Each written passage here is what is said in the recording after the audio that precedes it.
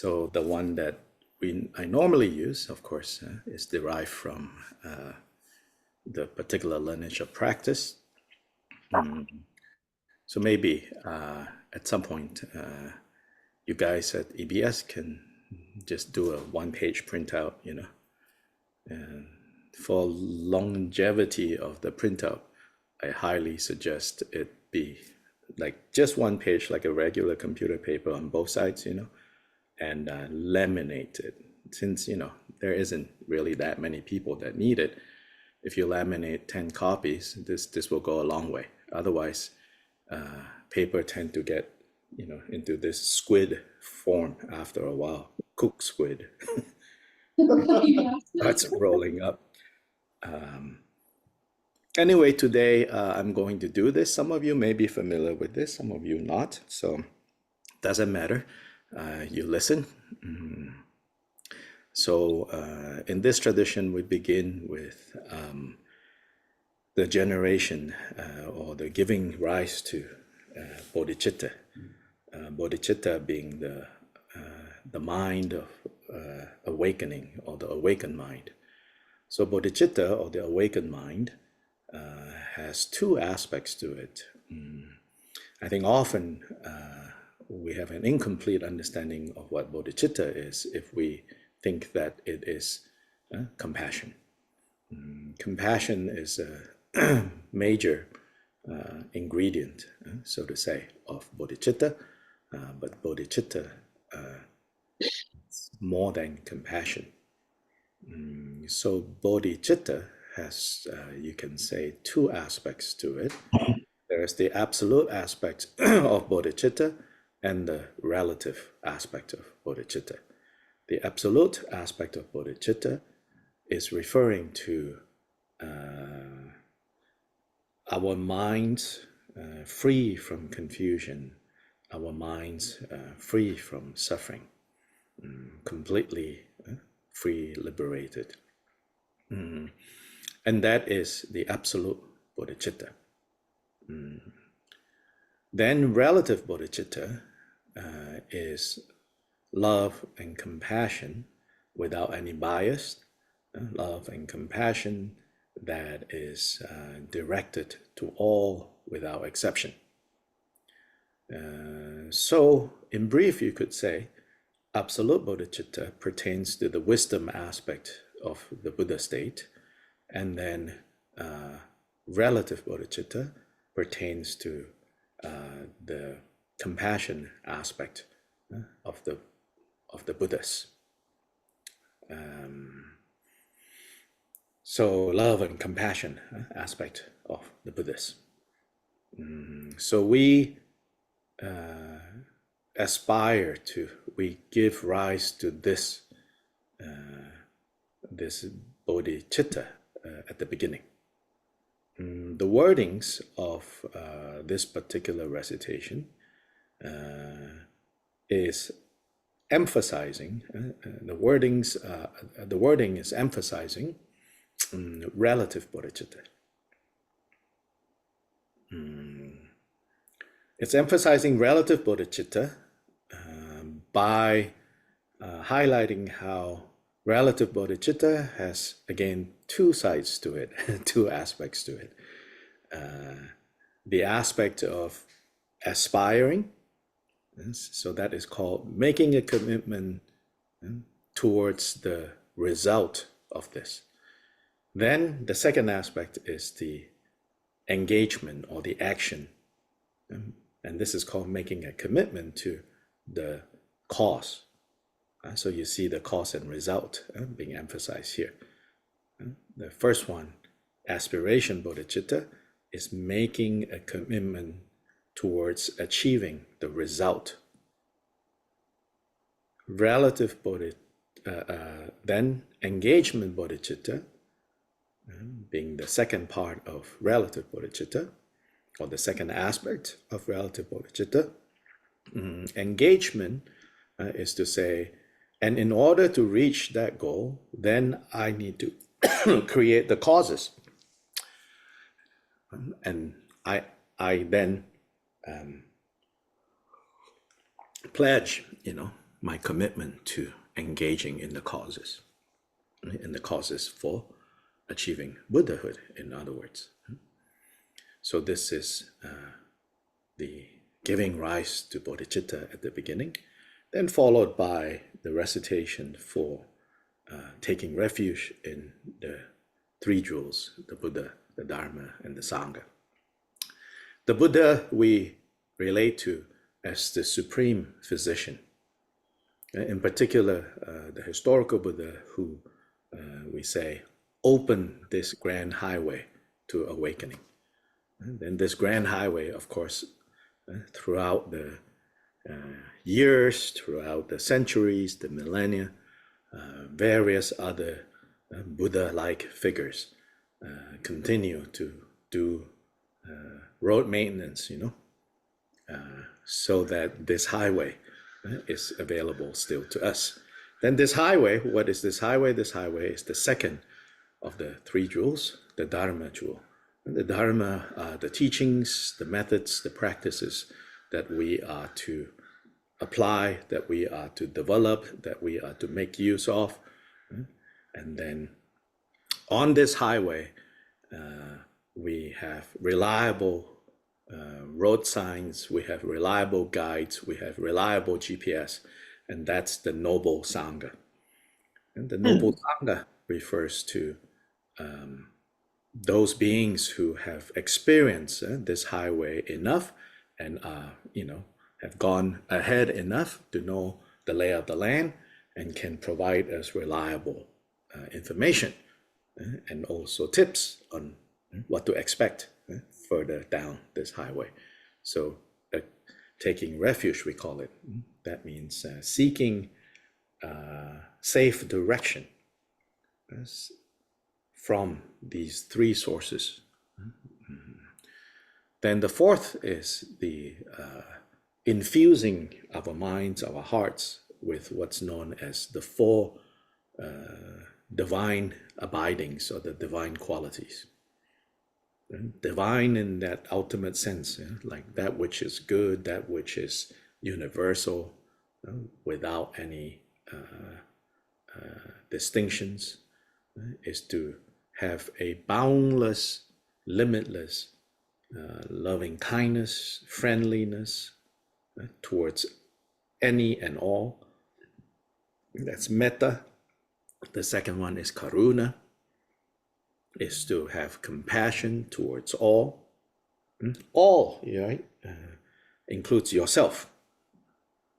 And in fact, has to start there.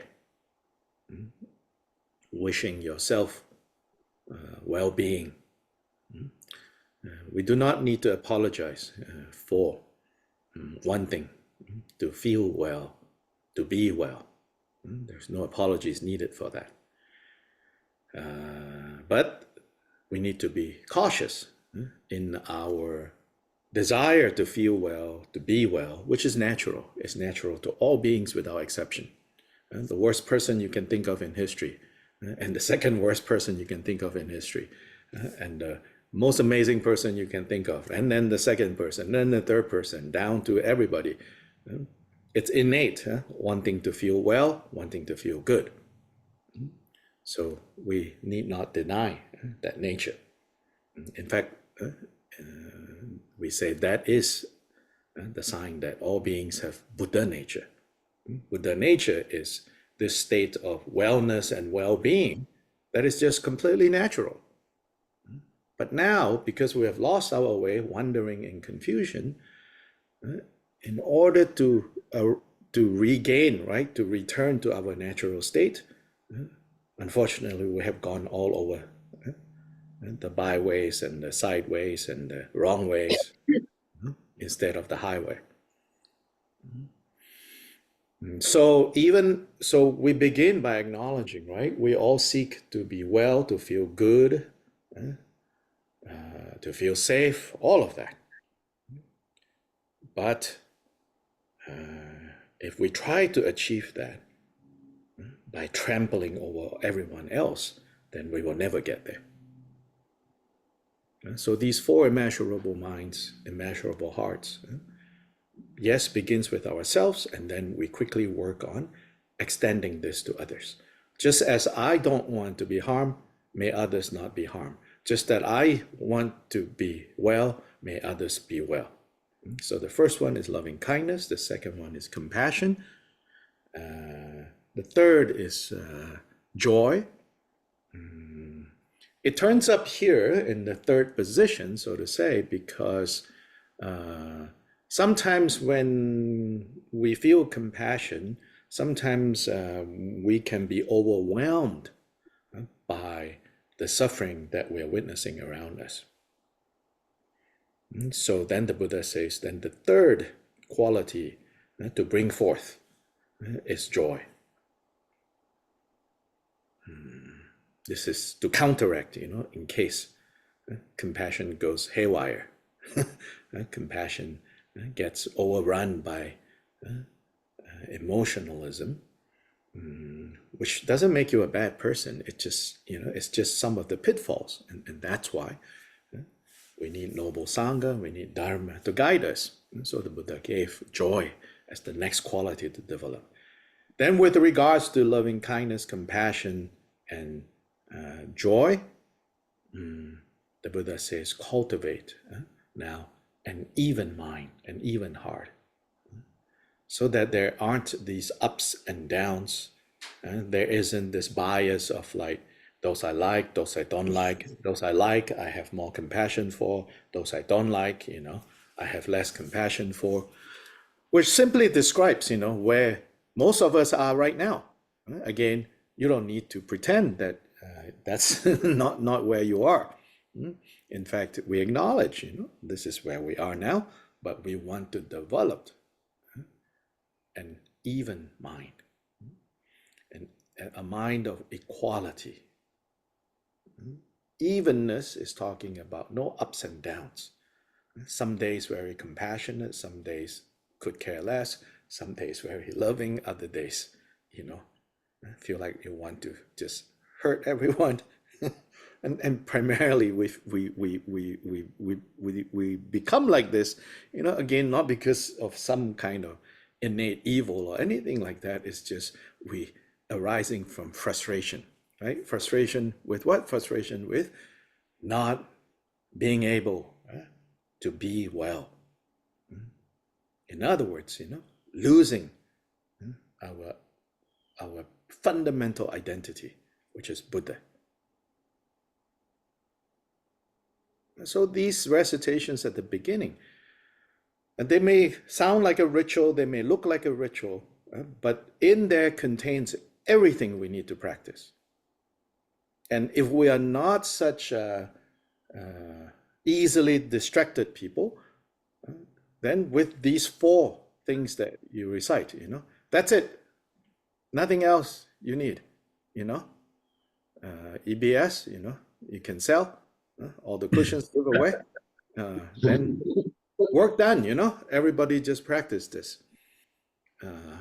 Then, we'll be all in a good place, But because, the way that we are, then Buddha gave many, many, many, many, many other things, because to help us stay focused, right, on the content of these recitations. Anyway, you can listen. Some of you are familiar. You can follow along. Then if not, you just listen, yeah?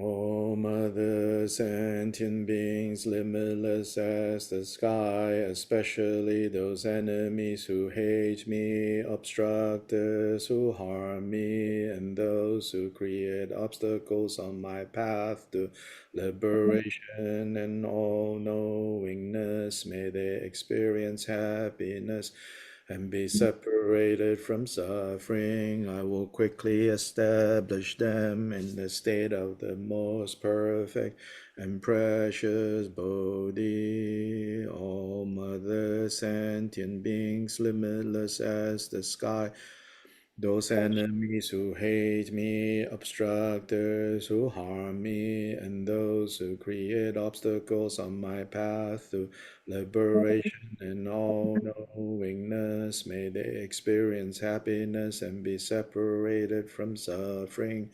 I will quickly establish them in the state of the most perfect and precious Bodhi. All Mother sentient beings, limitless as the sky, especially those enemies who hate me, obstructors who harm me, and those who create obstacles on my path to liberation and all-knowingness. May they experience happiness and be separated from suffering. I will quickly establish them in the state of the most perfect and precious Bodhi. Thus, until I achieve Buddha, I engage in virtuous deeds with body, speech, and mind. Until death, I engage in virtuous deeds with body, speech, and mind. From now until this time tomorrow, I engage in virtuous deeds with body, speech, and mind. In the Buddha, Dharma, and Sangha, most excellent, I take refuge until Bodhi is reached. By the merit of generosity and other perfections, may I attain Buddhahood for the sake of all wandering beings in the Buddha, Dharma, and Sangha. Most excellent, I take refuge until Bodhi is reached. By the merit of generosity and other perfections, may I attain Buddhahood for the sake of wandering beings in the Buddha, Dharma, and Sangha. Most excellent, I take refuge until Bodhi is reached. By the merit of generosity and other perfections, may I attain Buddha for the sake of all wandering beings. May all Mother sentient beings, limitless as the sky, have happiness and the causes of happiness. May they be liberated from suffering and the causes of suffering. May they never be separated from the happiness that is free from sorrow. May they rest in equanimity, free from the bias of attachment and aversion. May all Mother sentient beings, limitless as the sky, have happiness and the causes of happiness. May they be liberated from suffering and the causes of suffering. May they never be separated from the happiness that is free from sorrow. May they rest in equanimity, free from the bias of attachment and aversion. May all Mother sentient beings, limitless as the sky, have happiness and the causes of happiness. May they be liberated from suffering and the causes of suffering. May they never be separated from the happiness that is free from sorrow. May they rest in equanimity, free from the bias of attachment and aversion.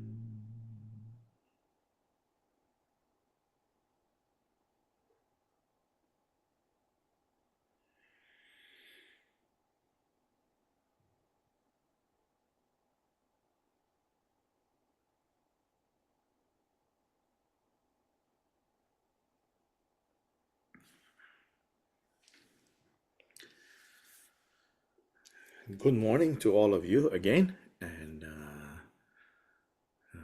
congratulations to Karen. Finally, she's sticking it to the man and said, That's it, I'm done.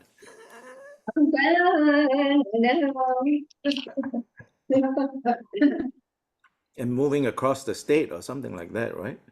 Up north, in the Ozarks. I'm north, okay, in the Close, Ozarks. Only thing close I to, know about the Ozarks is money laundering. well, yeah, that and the Waltons What is and that movie again? What's that series? Ozarks. The Ozarks, yeah, yeah, Ozarks, yeah, yeah. That's the only thing I know about the Ozarks. This is a way far distance from that, right?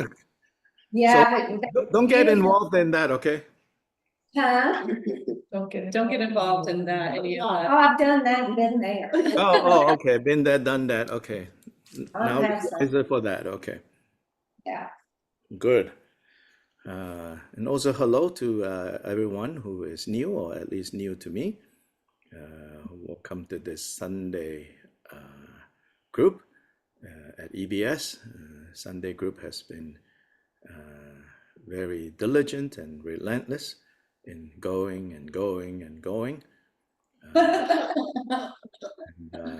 Shunryu Suzuki Roshi, author of Zen Mind, Beginner's Mind, he says that our practice, needs to be endless, like the railway tracks, and endless and even and continuous. So don't know if it's obvious to you, railway tracks cannot have variations. It will cause derailment.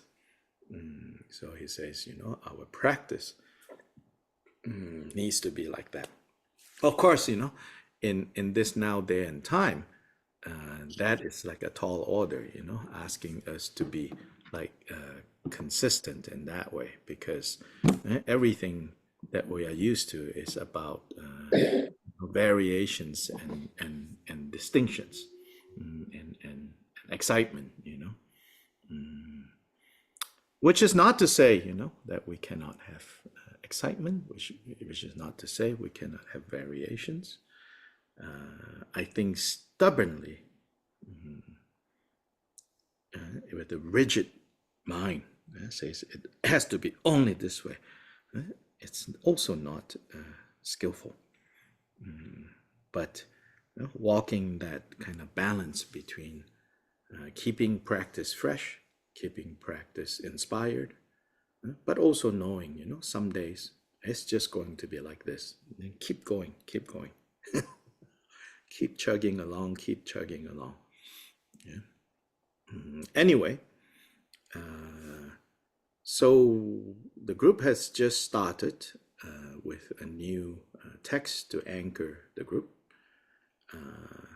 So I think it's also good at this point, especially if you're new, this is a good point to kind of join the group, because you're early in the using this book, which is Shantideva's Bodhicayavatara, as a common text to ground the group. So I think also it's important for the group and for everyone who's new to know and understand that the book is a means. The book is a means, so we don't need to think of it as the book has a curriculum that we have to finish. So what's primary is the group. The book is a means so that the group has some common reference point, right? To discuss, to talk, to keep focus. But at the end, right, the focus is the group as a group of individuals who have come together to learn the Buddha Dharma. Whereby the text is an anchoring element, so that it doesn't become like the text, is the reason, but the people are the reason. Then, of course, the text helps the people to be focused and have a common purpose in gathering. Okay? Also, the translation that you're using, probably, did you all decide on a particular translation or no? The same one that you used for your. Okay. So that's the one translated by Padmagara Translation Group. I want to encourage others who, in case you have other translations of the Bodhicayavatara, to to maybe read that also. Because every translation is an interpretation. Yeah, so there are nuances that come through in particular translations that don't come through in other translations. And if you have other translations, I will point out so that you don't get like confused. The translation done by the Wallaces, Allen and Vesna Wallace, uses the Sanskrit, uses an existing Sanskrit version that is different from the existing Tibetan version. Yeah. Likewise, there is a translation by Skilton, I think, which is maybe published by Penguin. That one is also a translation of the Sanskrit, of the existing Sanskrit. The existing Sanskrit of Bodhicitta that we have is a slightly shorter text than the Tibetan version. But the basic substance, substantially, it's the same. But in case you have those translations and you're reading, the verses might not match completely. So that's the only thing. But otherwise, I think it might be interesting actually for the group to have another translation or one person in the group to read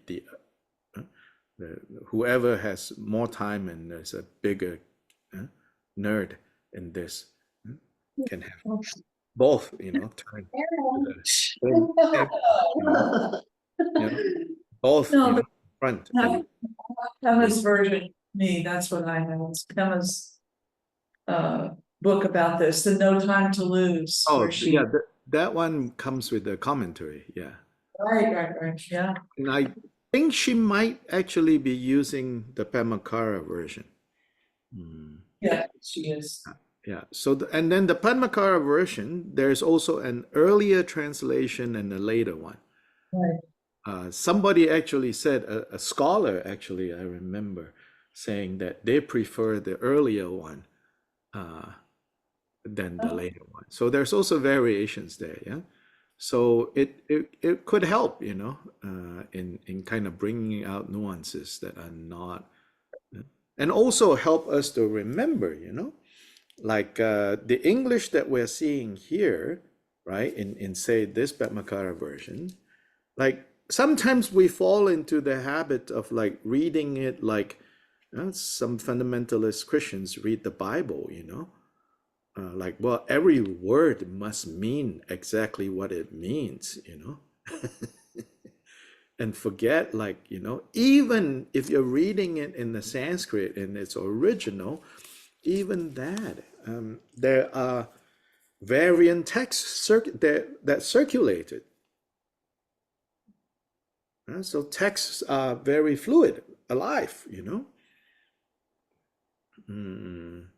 and we tend to forget that, So then having various English translation can help us loosen up and not be so tight and so limited in our reading of this.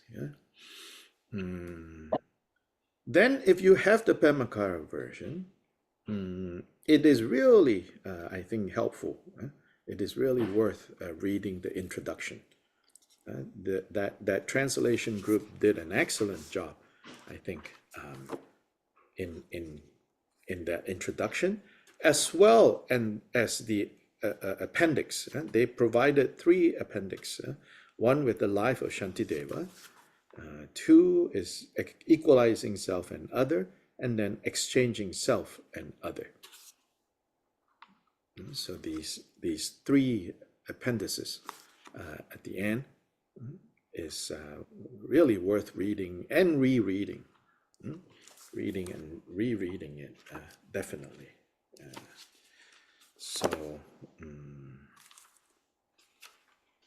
Then,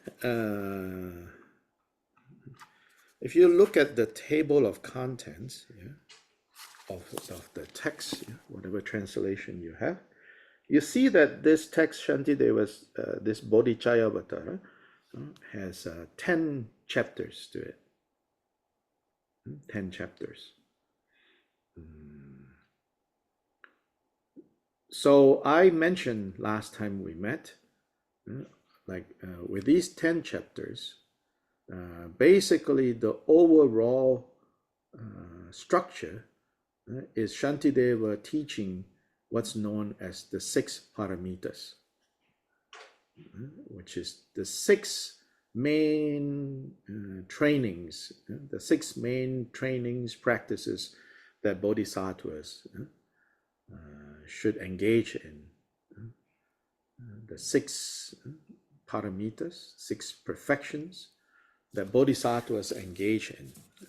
When we say we are on the bodhisattva path,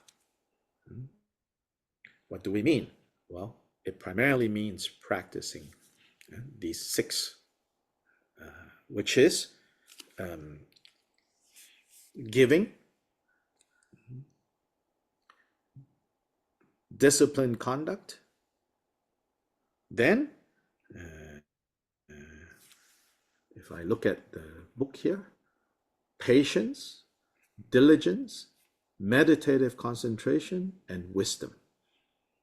Yeah, so here there are 4 of the 6 appears very clearly in this text, corresponding to chapter 6, 7, 8, and 9. Patience, diligence, meditative concentration, and wisdom.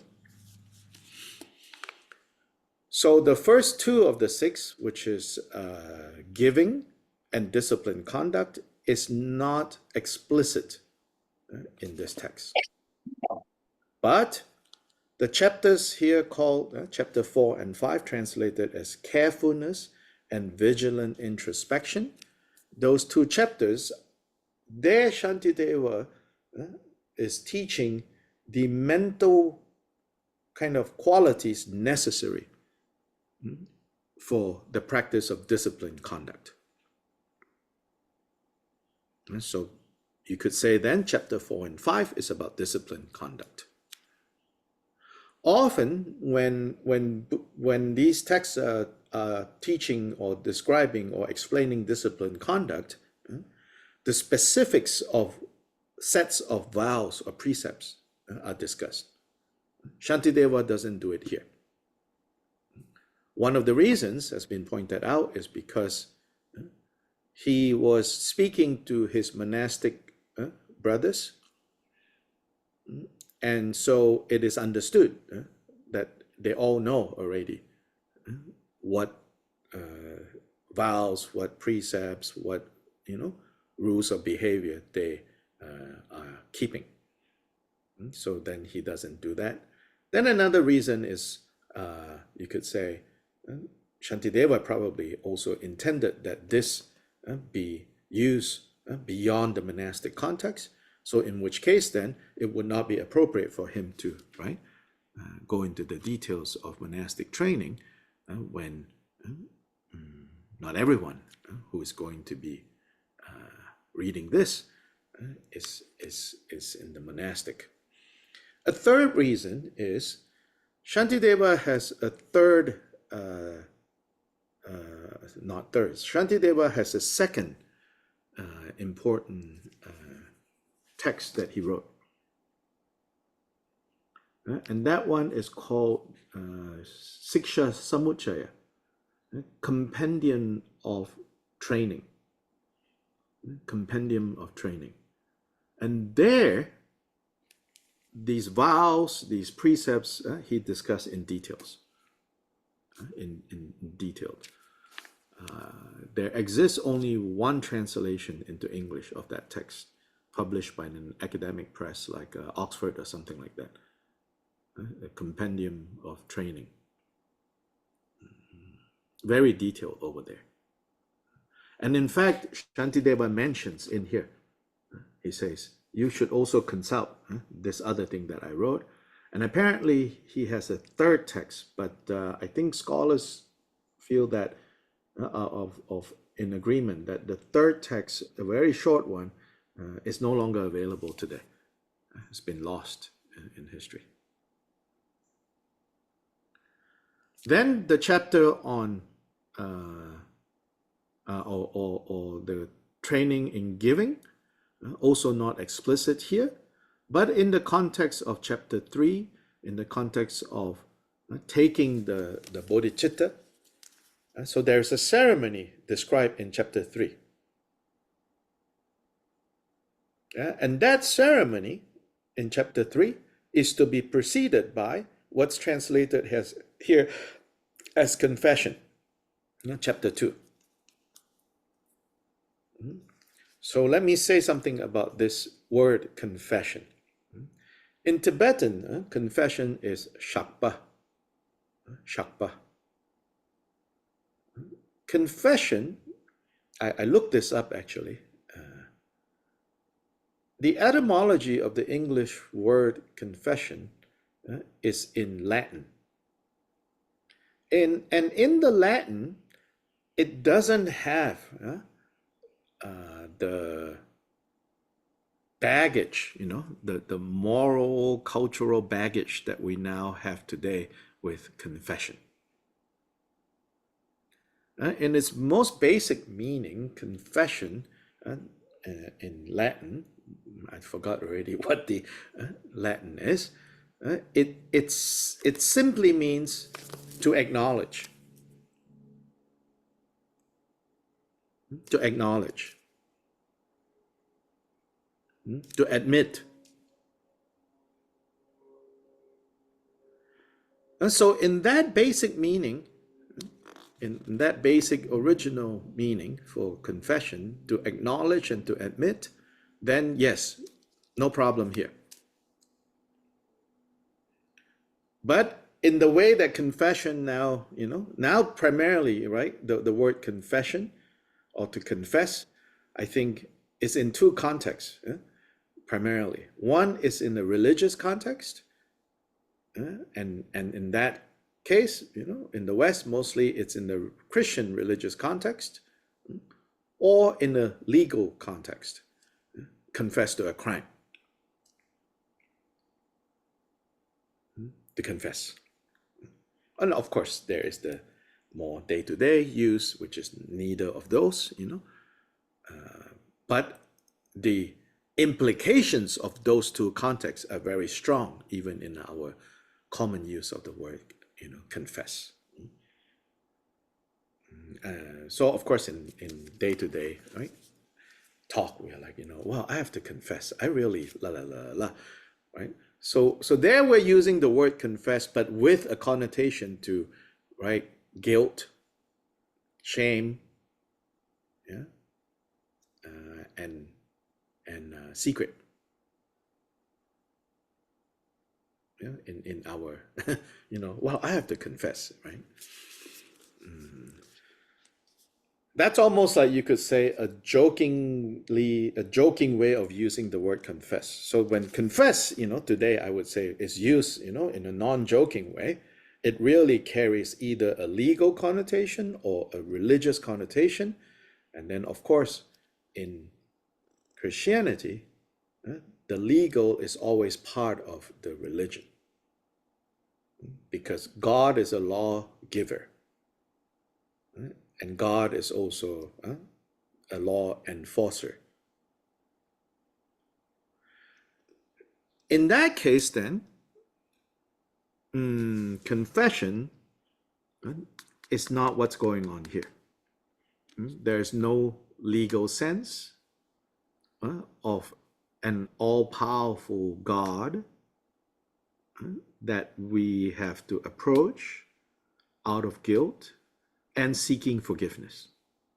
So instead, if we look at the Tibetan word, shakpa, shakpa is best translated as, or simply can be translated as, to put aside, to lay aside.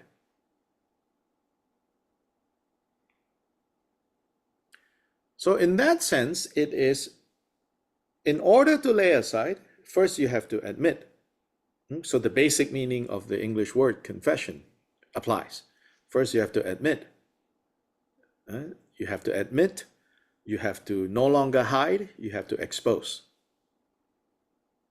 But Shakpa, the weight of that meaning there is in the next step. After admitting, after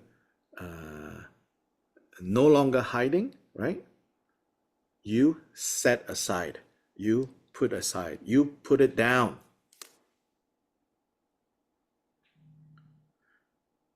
And so this has a connotation, this has an emphasis on to quote unquote confess is to admit, is to expose, and then to set aside.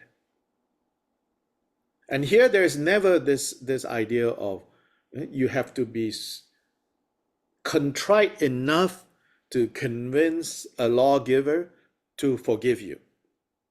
Mhm. That isn't there.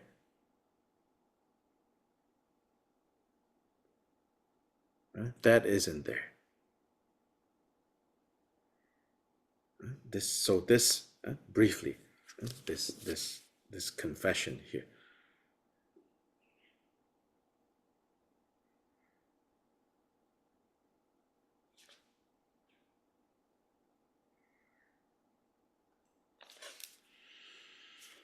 Yeah, so these are, briefly, right, the 10 chapters. So the first chapter begins with introducing the subject and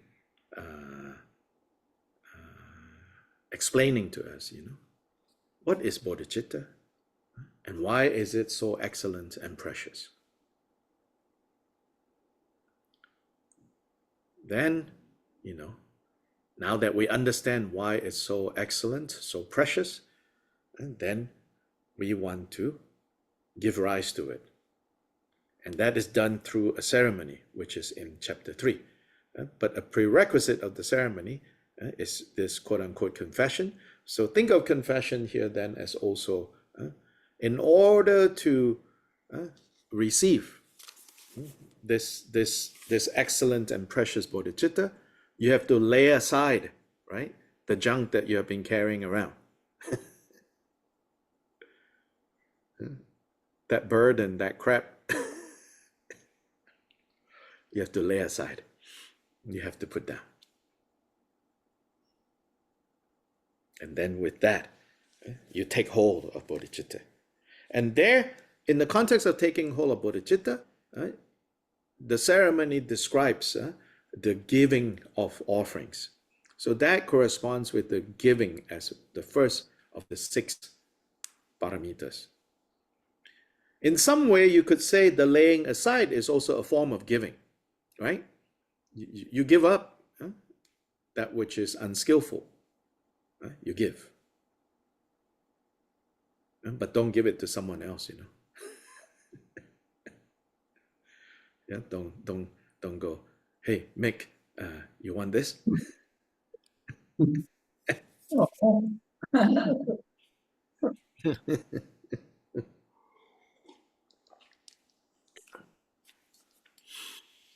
Then, taking hold of bodhicitta, right?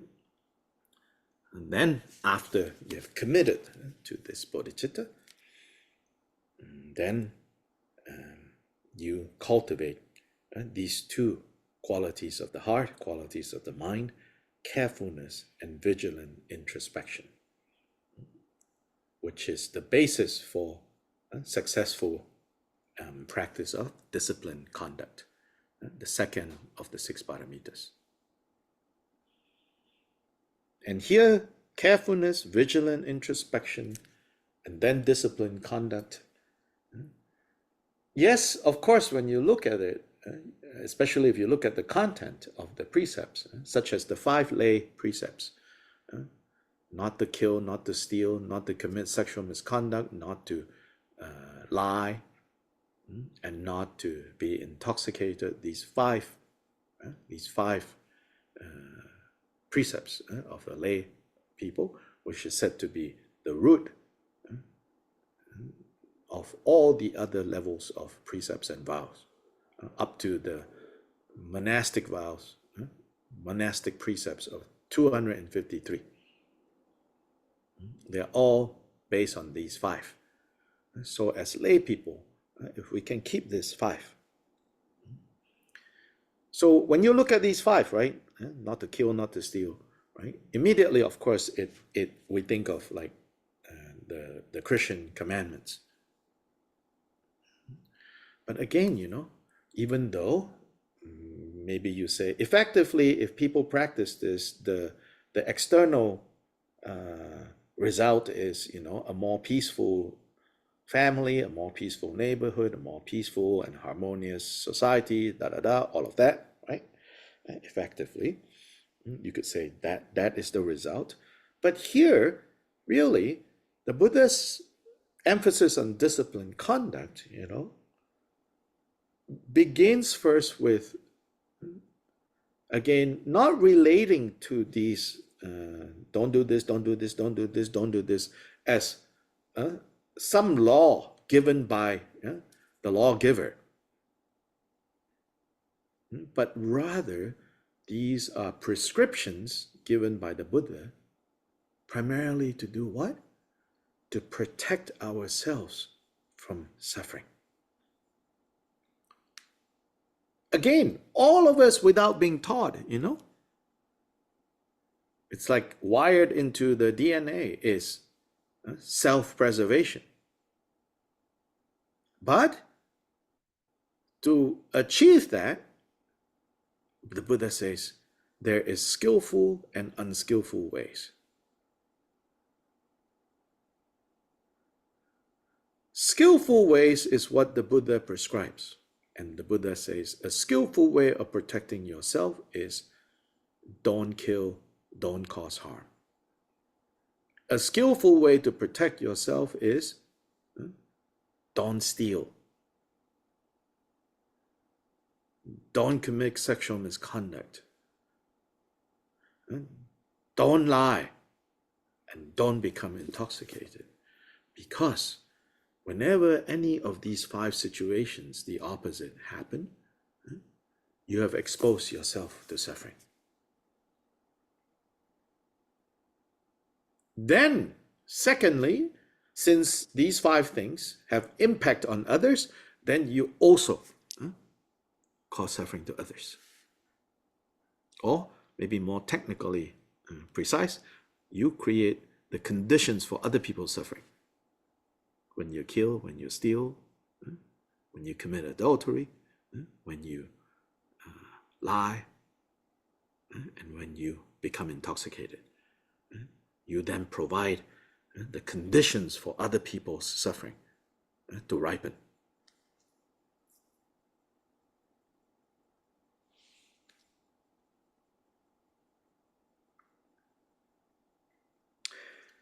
And then disciplined conduct, now that you know, right, how to protect yourself from suffering, and as a result, also how convenient, how wonderful, you're also protecting others from suffering, as in you don't create conditions.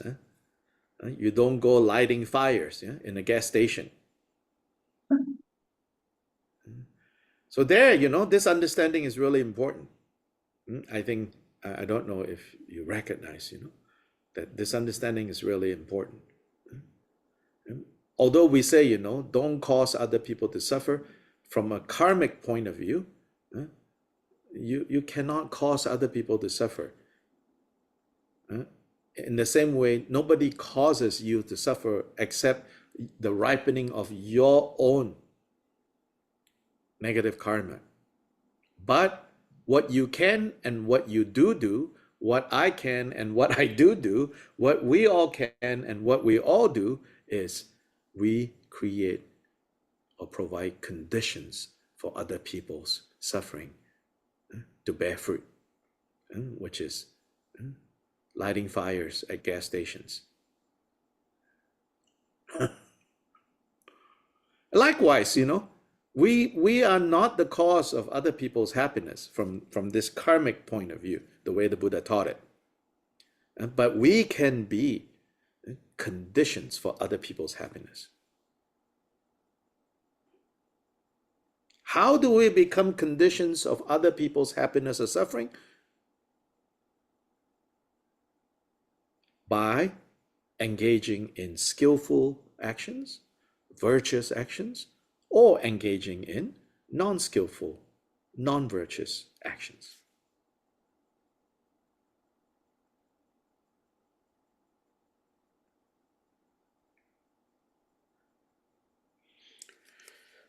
Chapter 6 on patience. Maybe there is a better word. I don't know. Again, patience. I need to look at the etymology of patience in English, the etymology. But at least, you know, like one aspect of patience has to do with like has the connotation of like suppression. Like, you know, don't do it, don't do it, don't do it, don't do it. But here, this thing that in Sanskrit, the word is kashanti, it has more a sense of to not retaliate.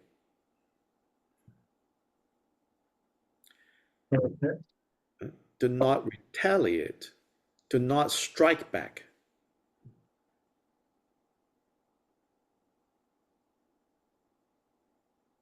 And to not retaliate and to not strike back, and therefore to be patient, not based on suppressing, but based on understanding.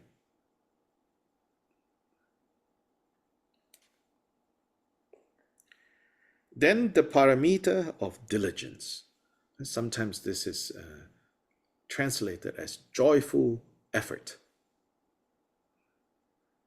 Diligence in what? Diligence in cultivating skillful, virtuous actions, activities.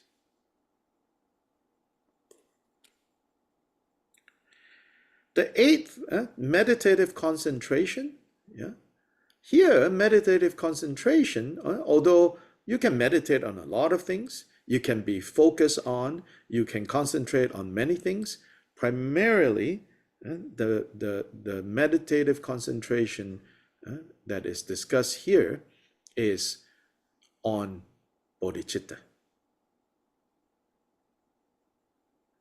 How to keep your mind, your focus, fully committed to and not moving away from bodhicitta. The topic of this text, the awakening mind, the awakened mind, the mind that seeks to become free and liberated, not just for your own sake, but also for the benefit of others. That's in a nutshell, you could say, what relative bodhicitta is. The mind that seeks awakening, Buddhahood, not just for your own sake, but for the sake of all.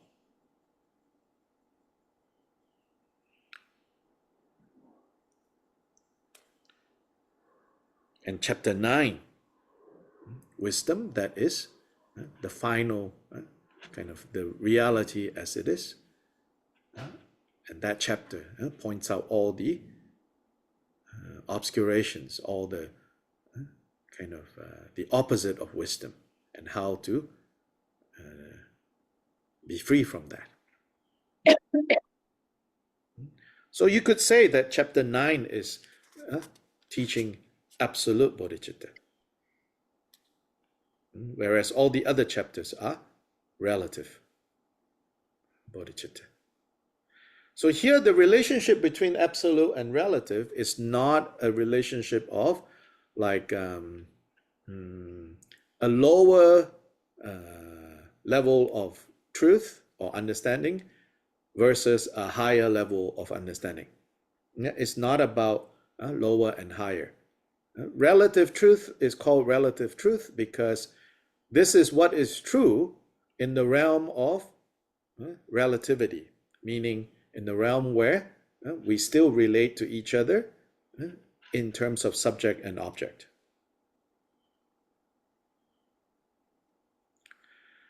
I think it's a wrong view, wrong understanding if we think, oh, the goal in Buddhism is to become non-dual. I think there's overemphasis on non-dual. Non-dual only speaks to from the absolute level and perspective. But reality doesn't consist of just the absolute level. Necessarily, the absolute and the relative are two sides of the same coin. So if you have heard of the Heart Sutra, the famous lines from the Heart Sutra, as enigmatic that you might think it is. Form is emptiness, emptiness is form, right? It's actually not that, not that much of a paradox. It's actually a pretty straightforward statement.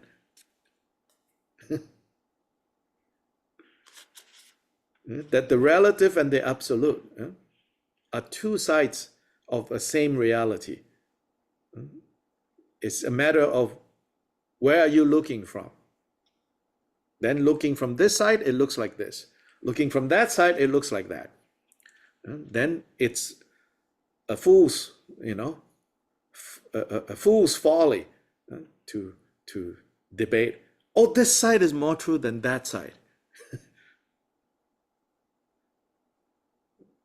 Like standing on this side, of Mount Everest, you say, oh, it looks like this, like this, like that, Then someone else has another description which is from the other side, You're like, no, my side is more true.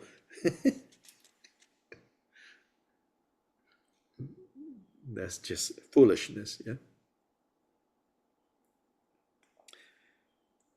So where are you all as a group in terms of chapter 1?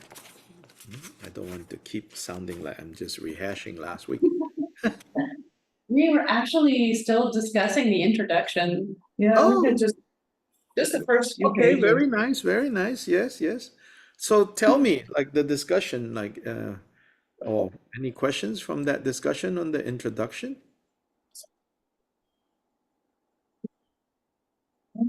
A lot of people were not here for that. That was, I mean, our group has grown since then. Uh-huh. But yeah. I have a question. Mm-hmm. Patience. Could you explain not suppressing and not retaliating? So it's talking about, when we feel attacked or wronged or harmed or, not to respond with wanting to retaliate. So that's good. Then some of us like, okay, at least I know not to retaliate, but I'm going to suppress. So here in this chapter, it says, no, also don't suppress. Or at least you're able to abstain, to restrain yourself from retaliating. Now you need to work on not suppressing either. And all of that can happen with understanding. And after you develop the understanding, the right understanding, helpful understanding, and in that chapter, Shantideva offers different ways of kind of looking at a situation where we feel that we have been harmed, we have been wronged, we have been, to look at it from different perspective to be able to see that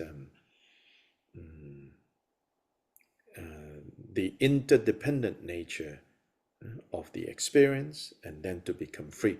So in that sense, it has some elements for sure on wisdom. So even though it's divided into this chapter, all of it, right? You could say also all the chapters are contributing to having clear understanding, right understanding.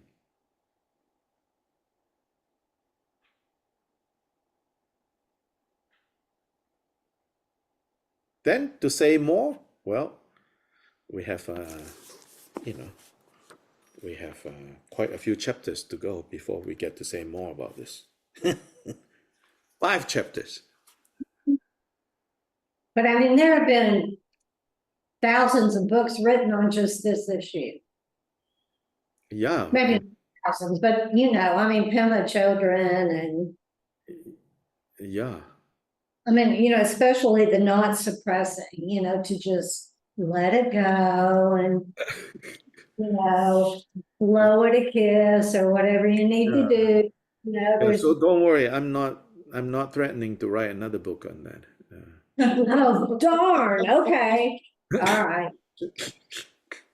Yeah, there's a lot, I mean, there's a lot of material on it, Cannot justify killing more trees. yeah. Internet. Thank you. Yes. So anything from the introduction that you all found interesting, or like, oh, I need to think more about it? That was like Hey, 2 weeks ago. bye. I don't remember anything from 2 weeks ago. I think we're gonna probably go back and start over, you know, read it again together. The introduction. Here, but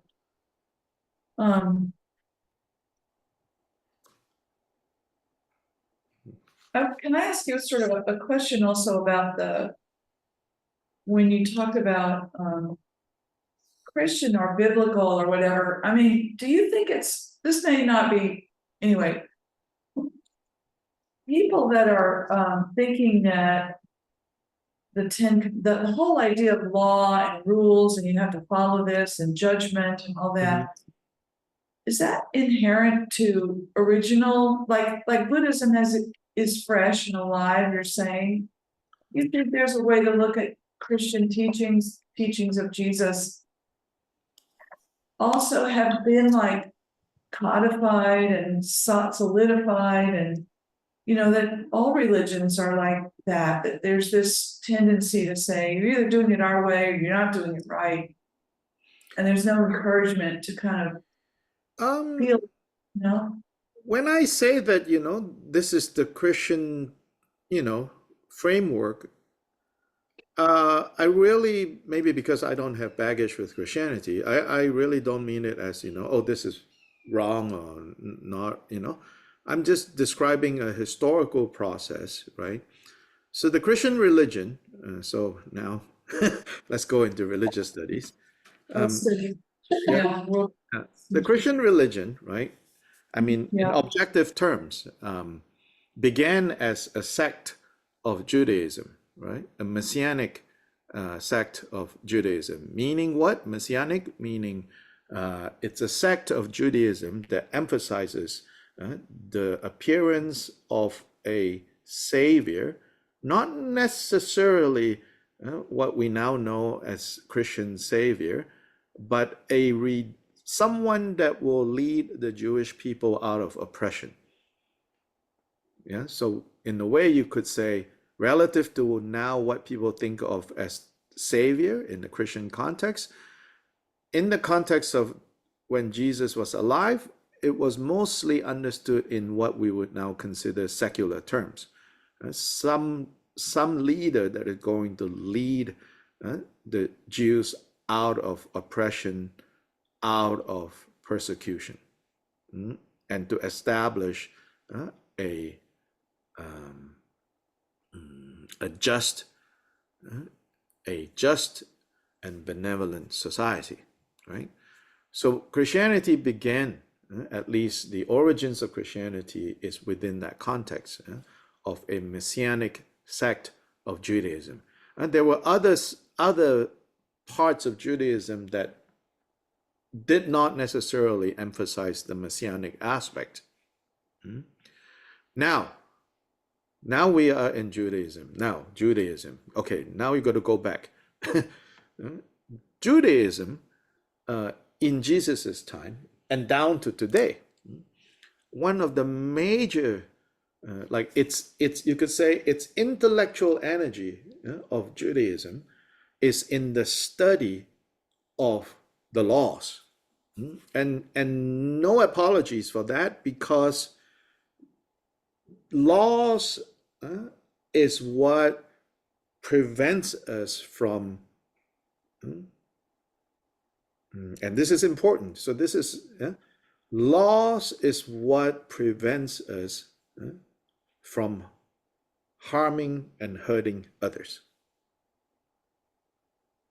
So in that sense, I mean, they won't phrase it that way, but if you compare it with the Buddhist emphasis, now to speak on the side of, Jewish concerns about laws, because laws in the end, right, is about what you do or don't do. Now, why is that so much emphasis on what you do and don't do? Because what you do and don't do have direct impact on other people.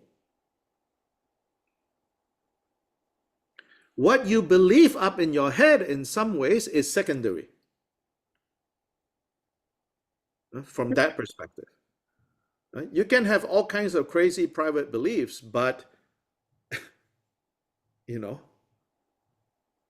if you're charging, if you practice usury, right? Meaning someone in desperation comes to get a loan from you and you charge, right, dividend, then that is unlawful. And why is there such a law? Well, to protect the weak from being exploited.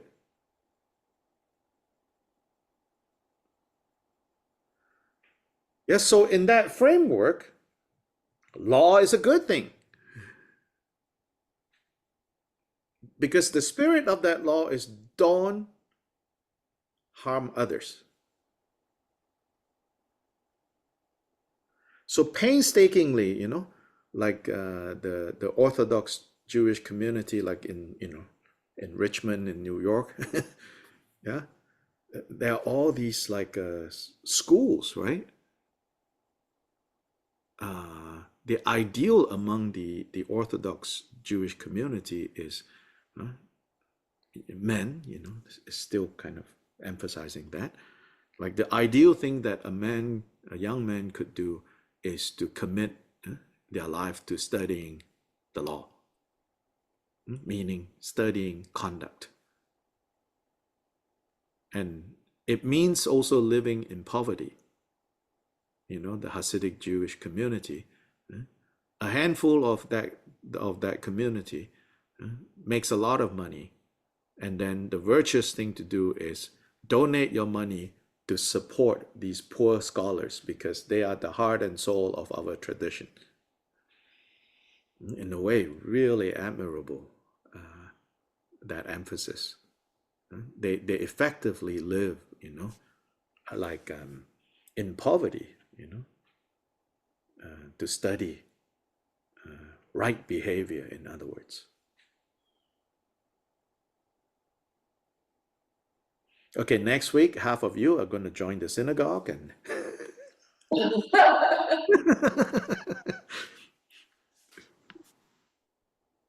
I didn't mean to get off on a tangent or anything. It's just that I know that things change over time. yes. And, so the understanding of people today of what their core religion is not really, Mm-hmm. what it Yeah. was. Yes. Anyway. Yes, of course. But so all I'm saying whenever I talk and mention this is I'm saying different religions have different frameworks. Yeah. Yeah, if you're not careful about that, then you may accidentally bring your baggage from another tradition and add to this when it's not appropriate to add to this.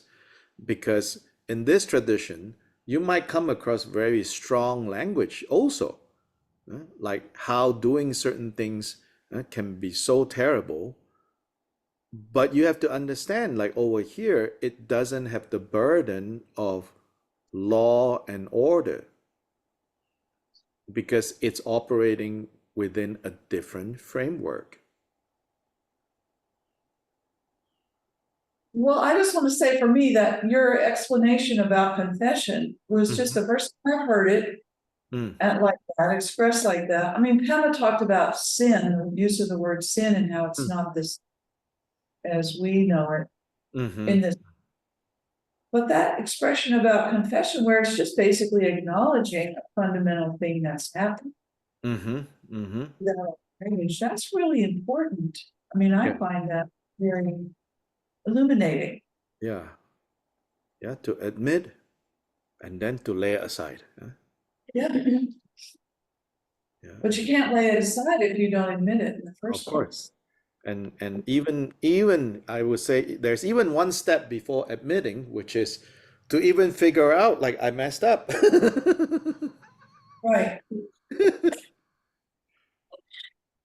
To even like to even have enough awareness, like, oh my gosh, I messed up. In AA, what we say is a searching and moral inventory of ourselves. Mm-hmm, It's two mm-hmm, of our steps. Step 4 is writing it all down. Step 5 is telling somebody, but it's not all about beating yourself up. mm-hmm. It's about, let's find some patterns and, how Yeah, can we go ahead yeah, and change, yeah. be the better person. Um, yeah, so in the Abrahamic traditions, religion, or whatever you want to call it, even just say spirituality, right? Spirituality in the Abrahamic traditions are inextricably tied with uh, uh, like power, and social change. Because that system frames things as God is the creator of all of this. God created this for good, and God wants the world to exist in a certain way.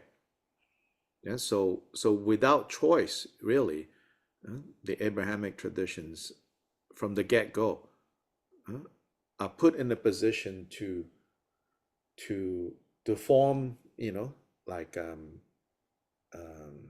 universal laws, and and I think within limited context that made sense. Of course, now in my opinion, if you ask me, what the Abrahamic traditions need to figure out is in a pluralistic world, what do you do?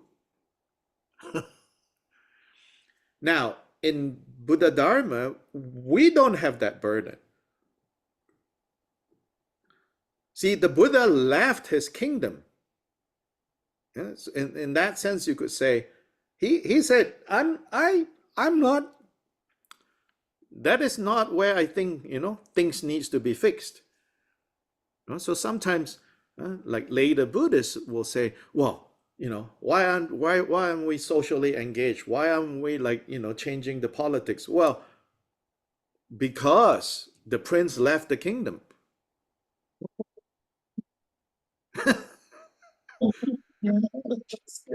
I mean, Yeah. if the Buddha thought the solution was there, then right, then after sitting under the Bodhi tree and becoming Buddha, what should he do? Go back to his kingdom. Yeah, Yeah. go back and say, Papa, I'm ready to take over the kingdom and establish sensible laws, all of that. He did not do that. Now we try to force his teachings to go address that. I'm not saying you cannot, but it's not so straightforward. Then if you want to do that, you have to do that very carefully. Because his framework is, he says, no, that's not how it can be fixed.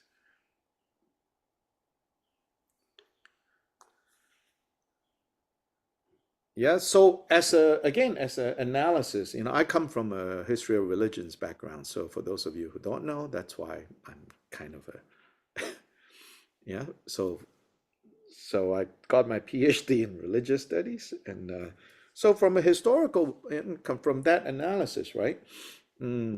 Buddhism, wherever it has existed uh, subject to secular power, except for the rarity of what happened in Tibet.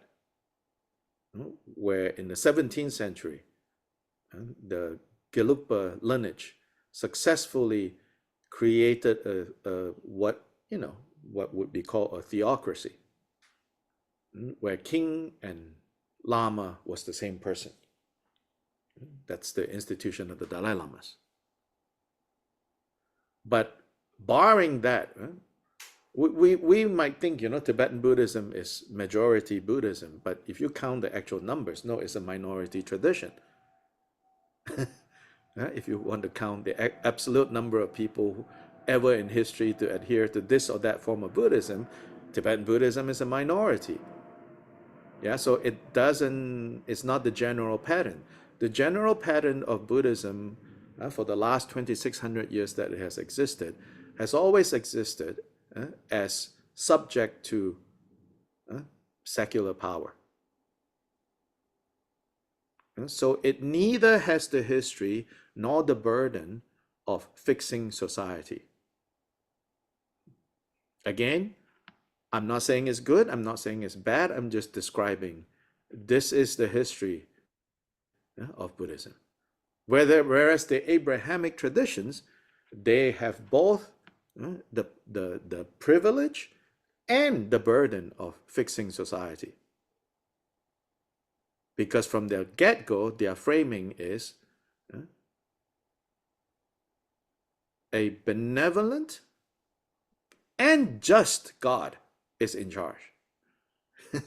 And their religion reflects this just and benevolent. Of course, justice and benevolence, there's always a tension there.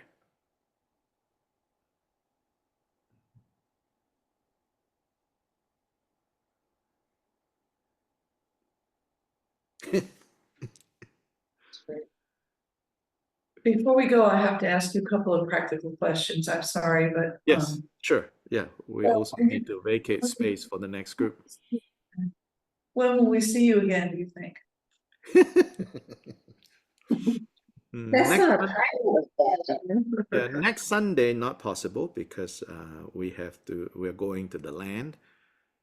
By the way, the outer shell of the first building is standing now. That's great. I saw that picture. So now work for the inside is to start. And we're going to go up there and do some weed whacking and things like that, and then also start planning out the framing of bathrooms and office and back wall of the shrine, and get it ready for electrician to come, the paneling inside. And so next Sunday I won't be able to join you guys. The following Sunday I may or may not be able to join you guys, and then I'm off to Nepal for up to almost 3 months. When are you leaving for Nepal? The 24th. Of September. Yes. Ooh, Wow, that's a long time. ooh. Yeah. First, I'm going up to New York to meet this people from a particular foundation that is helping us in Cusco in Peru. After that, I will be going to Nepal. But first, after landing in Nepal, the very next day, I fly to Bhutan to attend a conference. The king is starting a very ambitious project, basically creating transforming a right now kind of a small town in southern Bhutan into what he calls a mindfulness city. Oh, Yeah, so you can look it up if you're curious. It's really ambitious and very beautiful, at least website, To me, that's a great first step. It's called Gelepu Mindfulness City. Or if you just type Bhutan Mindfulness City, it will pop up. Then you have some idea of very ambitious. And really, the king's goal is to create the city as a way to keep his country together. It's a landlocked, tiny kingdom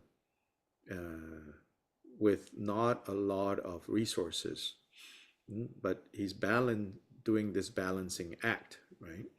So he recognizes that mindfulness as a concept is both precise and imprecise enough to do a lot of things with. His father is the one who came up with the gross national happiness, yes, index. And truth be told, I think they have milked that cow to the last drop now. And so they need something else. And this is, I guess you could say, basically the 2.0 version, where the son now is going to translate it into businesses, business practices, tech people that sign up, on this concept. So the mindfulness includes like mindful about the environment, mindful about the mental health, mindful about, ethical business, all of that. And so anyway, I got roped into attending the conference because they know that I'm going to be in Nepal for 2.5 months. They're like, hey, you're right next door. Could you hop over right before, your main thing? So the main thing is the head of my lineage, His Holiness the Drigong Kyabgun, is giving a major set of transmissions for 2.5 months, starting from October 10th to December 15th. Then I leave on December 15th to come back to the US. Yeah, so that's what's happening. Thank you. So my second practical question is, what weekend in February do you think we're making our schedule for the year? Right.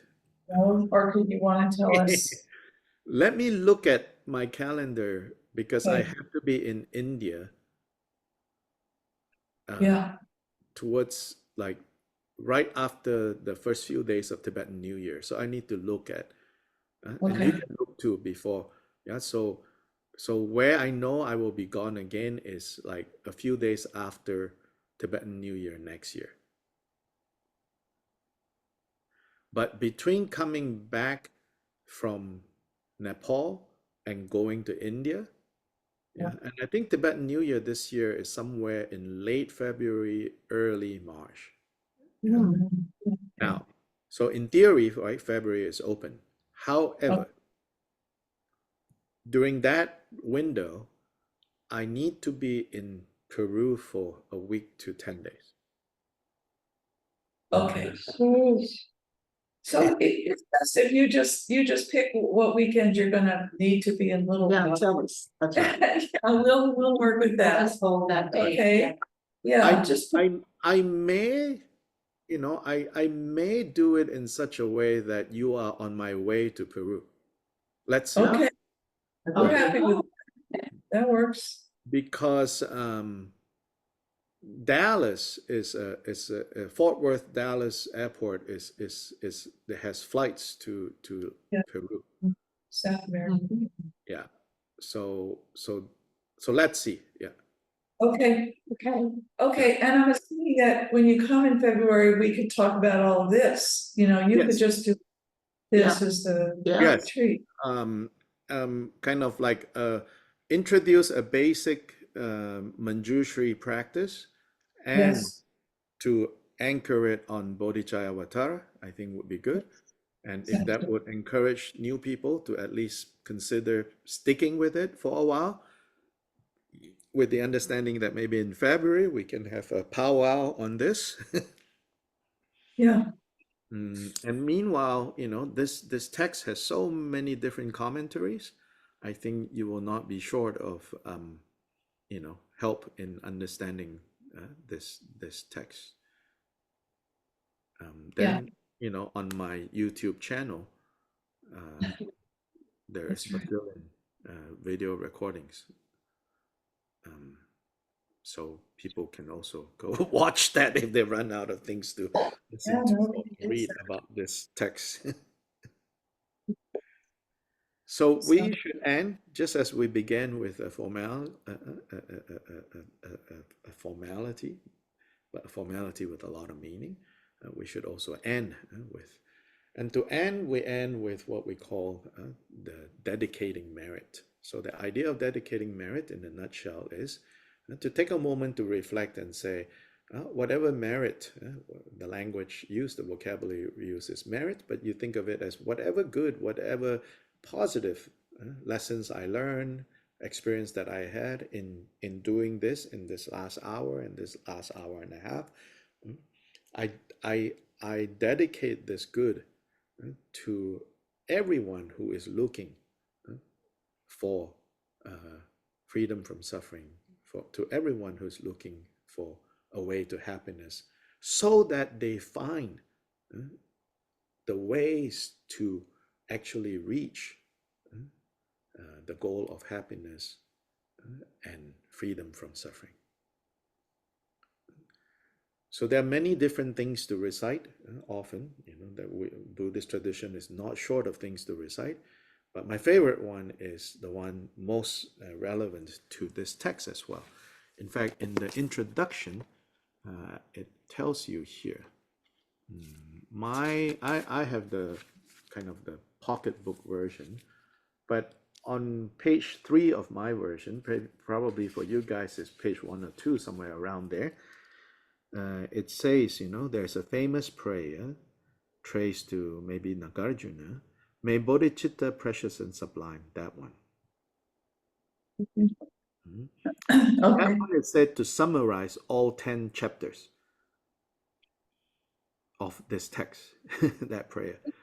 Now we think, whatever merit, whatever good that I have gained from studying, spending time reflecting on this text, may that good go to fulfill the following. So together we can say this according to this translation here. May bodhicitta precious and sublime arise where it is not yet seen, where it has arisen, grow and flourish.